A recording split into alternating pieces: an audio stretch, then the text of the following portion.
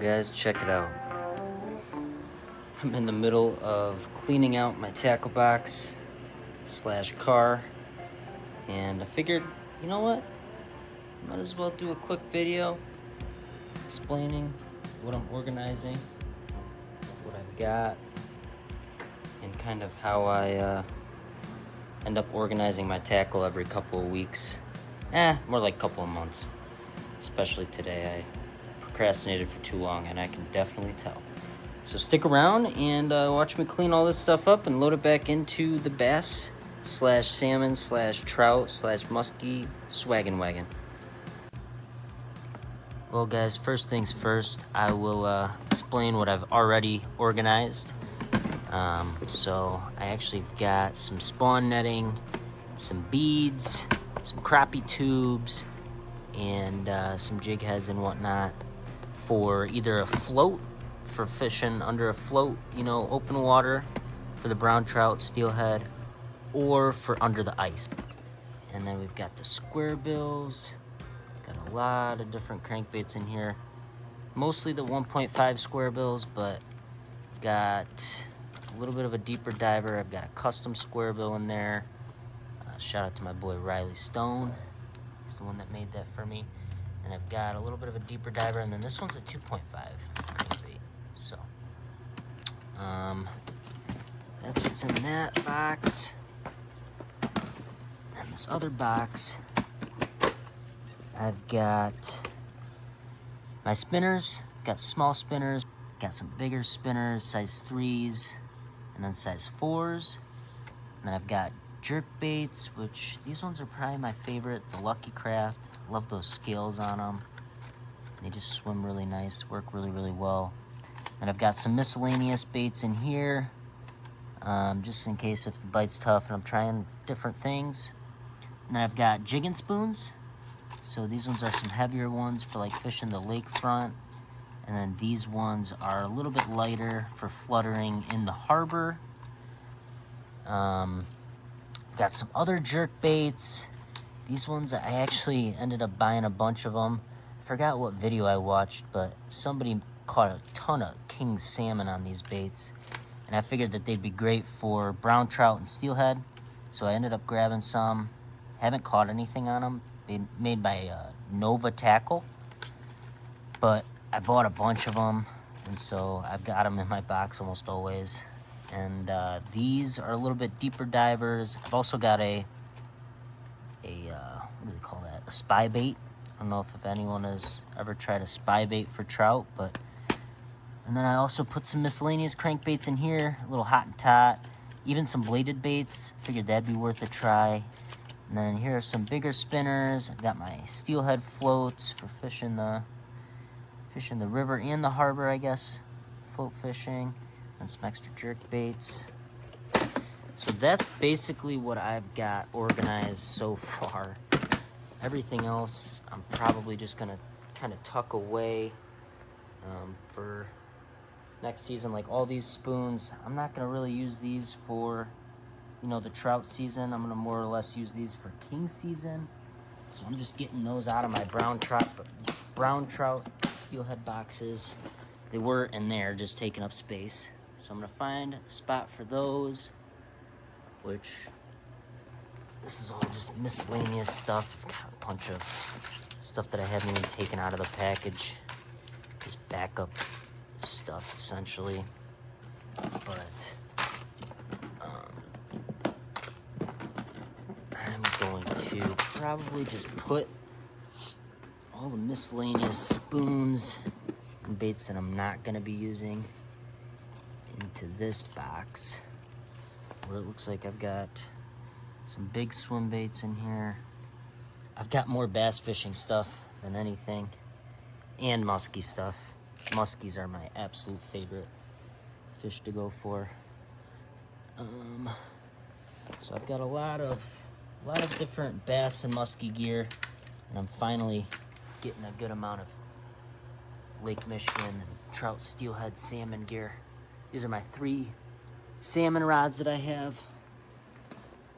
This one's an 8.6 medium action Borealis. They actually sell these at Bass Pro. It's a combo setup that you get with a reel for like 80 bucks. Super cheap. If I'm being honest, the reel's not the best, but the rod is fantastic. I actually really like it. Caught a lot of fish on it. And then my other bread and butter rod out there is this 9-foot Fish Eagle. Medium action. Absolutely love that thing. And then I've also just got, this is my newest addition to my arsenal.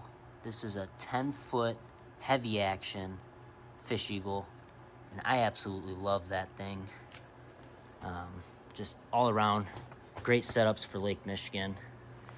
And pretty much all I really need for out there. I could maybe get one more 8.5-foot rod. I want to get an 8.5-foot medium for float fishing. That's my goal. And then also, I've got this auger that I'm super pumped about. I just bought it. I ended up buying this last year as well.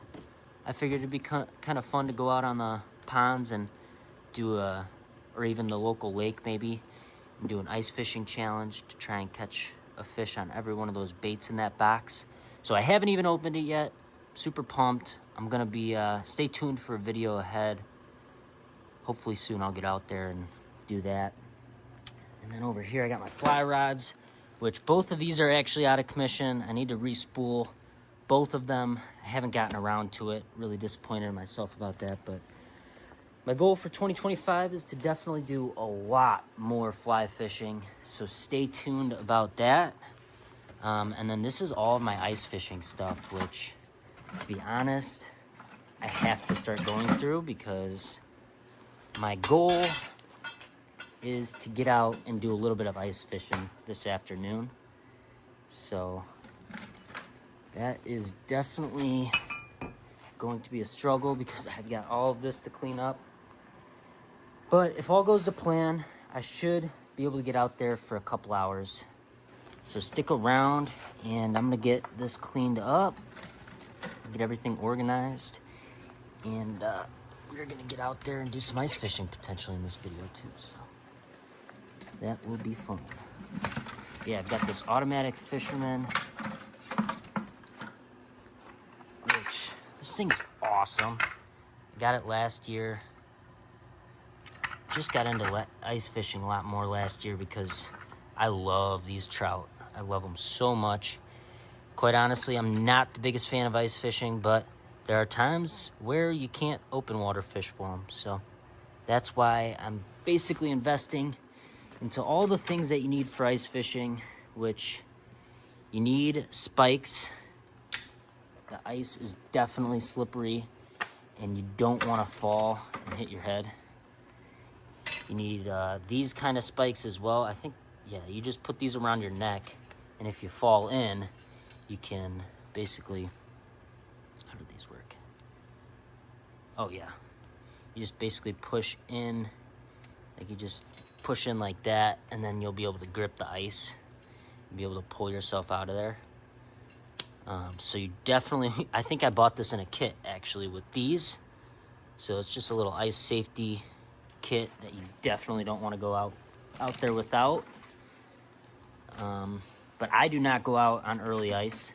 I try not to, at least, because my suit isn't a floating suit, and the last thing I want to do is fall in, because I've talked to guys that have fallen in before, and most of the guys that fall in ice fishing, at least that I've met, never go ice fishing again. Like, that's how bad the experience is. So I hope that that doesn't happen to me ever, or you, because screw that. Oh, sweet. I didn't know I had that. But yeah, so I've got a decent amount of rods. I bought this one, I think, 2 years ago, maybe even last year, to be honest. I don't remember. Which this one, I don't even remember what, 28-inch medium. That's what it is, yeah. So I've got that one. Looks like it was rigged up for a big pike or something. Yeah, definitely. And then this one, 36-inch medium, which This is a sweet rod for just kind of like bouncing around, hold a hole, standing up. And this one is like my bread and butter, I believe. Yeah, this one's the ultralight 24-inch. This one's so much fun. Hope the line is still good on all these. This is the one that I know I had issues with last year. The back reel doesn't work. Like if it's cold out there, it just does not seem to work very well. But I like the rod a lot, so I might try and just replace that reel this year. But we'll be good with those 3 rods. Yeah, I might need one more for the auto. I really would like to get another automatic fisherman too, because one is good, but you really want 2 or a tip up, because you're, I think, allowed 3 lines per person. So it's best to definitely take advantage of that. I'm just literally gonna throw all these baits in here just because, if I'm being honest, I really want to go fishing. So I put the camera down and I went to work.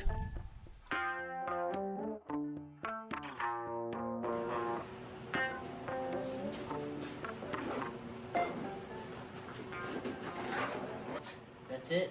I'm gonna be tossing my clothes in there. But we are all set. Let me show you guys what I did. About an hour and a half later. Do have some baits still on the side, but those are ones that are staying there. But yeah, we got our Lake Michigan stuff. We got an ultralight rod in here. We got a couple spinning rods in here. Got our ice rods. Got my backpack for open water.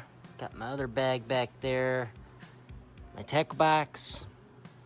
The miscellaneous box, my auger, the auto, and fillet knife, and stuff for packaging the fish, and some extra miscellaneous gear.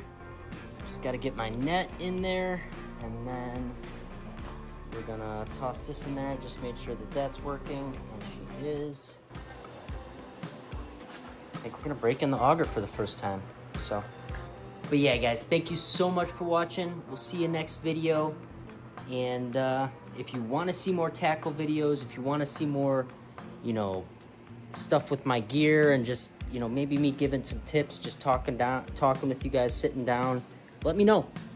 Leave a comment below, and I'll happily answer any questions. I'll happily address anything that you wanna hear about. So thank you again for watching. See you guys next one. Peace. Oh baby, fish are biting.